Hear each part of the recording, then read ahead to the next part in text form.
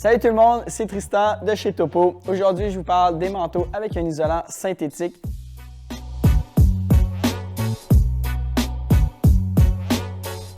Souvent, on se fait poser la question pourquoi je choisirais un isolant synthétique au lieu de du duvet. Essentiellement, pour quelqu'un qui est très actif, qui va bouger énormément à l'extérieur et qui veut évacuer l'humidité, le synthétique est beaucoup plus performant que le duvet. Oui, le synthétique est un peu moins chaud que le duvet, mais sa principale caractéristique, c'est qu'il évacue l'humidité en même temps de vous garder au chaud. Donc, pour une utilisation beaucoup plus active, ça peut être un choix très intéressant. Donc, le premier produit qu'on a aujourd'hui, c'est le Arc'teryx Atom SL. Qu'est-ce que c'est? C'est un manteau avec un isolant synthétique. Chez Arc'teryx, ils vont utiliser du CoreLoft 40 pour ce manteau-là. L'isolant est réparti au niveau des organes vitaux. Donc, sur le chest, ce qui veut dire qu'au bras, il n'y a pas d'isolant. C'est vraiment juste le polyester et le nylon. On a un manteau parfait pour une utilisation très active. Vraiment une belle liberté de mouvement, mais à savoir, ce n'est pas un manteau qui est très chaud. Donc, c'est vraiment quelqu'un qui va courir, ski de fond, touring. On veut vraiment une utilisation active. Ensuite de ça, on a son grand frère, le Arc'teryx Atom LT.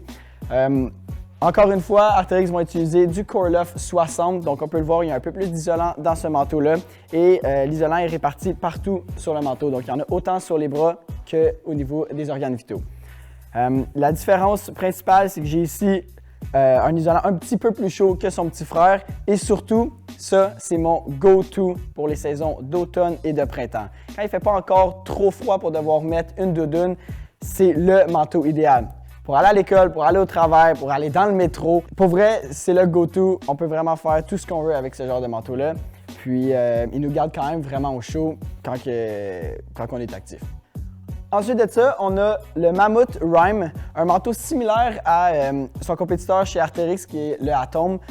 Différemment du Atom, il y a des beaux features pour vrai. Plusieurs poches sur le manteau. Donc, j'en ai deux au niveau du chest, mais deux poches de côté qui sont aussi plus grandes. Donc, facile à rentrer ses mains avec un sac à dos ou même avec un harnais. Une caractéristique qui est intéressante sur le manteau, c'est vraiment au niveau de sa capuche. Il fit super bien avec un casque, que ce soit un casque de touring ou un casque d'escalade. Ça peut être un choix intéressant. Mammoth vont utiliser un isolant qui s'appelle Adjun Gilak. C'est une entreprise norvégienne avec un nom un peu difficile à prononcer. Mais c'est un peu comme du Primaloft, du CoreLoft. Ça a les mêmes propriétés de garder au chaud, mais d'évacuer comme il faut l'humidité. Donc, c'est une belle option qui diffère un peu de ses compétiteurs assez féroces comme le Arc'teryx, le Atom LT essentiellement. Donc, voilà pour le Mammoth. Ensuite de ça, ici, on a le fameux Patagonia Nano Puff. C'est le manteau le plus iconique chez Patagonia. Ça fait des années qu'il existe. Il a été réinventé, redessiné complètement. Le manteau, effectivement, il est fait 100% de polyester recyclé. L'isolant utilisé, c'est du Primaloft pur, donc il est aussi 100% recyclé. C'est un manteau avec les mêmes propriétés que ses confrères. Toutefois, son avantage principal, c'est qu'il est très compressible. Donc, comparé à les manteaux qu'on a parlé auparavant, des fois, il se compacte un petit peu moins bien. Avec ça ici, on a un peu le meilleur des deux mondes. On a un manteau chaud qui évacue bien l'humidité et qui se compresse super bien. Ensuite de ça, chez Rab, on a le Cirrus Flex 2.0, un manteau, je dirais probablement peut-être le manteau le plus chaud dans ce qu'on va regarder aujourd'hui, avec un isolant Primaloft, le Luxe Silver.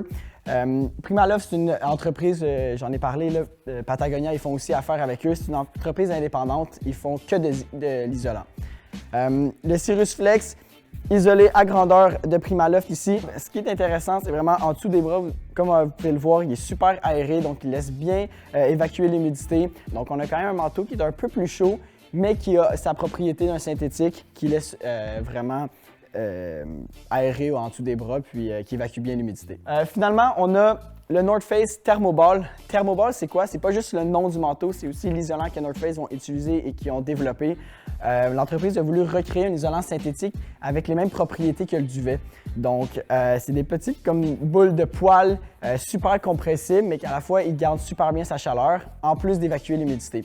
Donc, pour North Face, c'est un peu comme le meilleur des deux mondes. On a un isolant qui respire bien, qui est assez chaud, qui se compacte aussi super bien.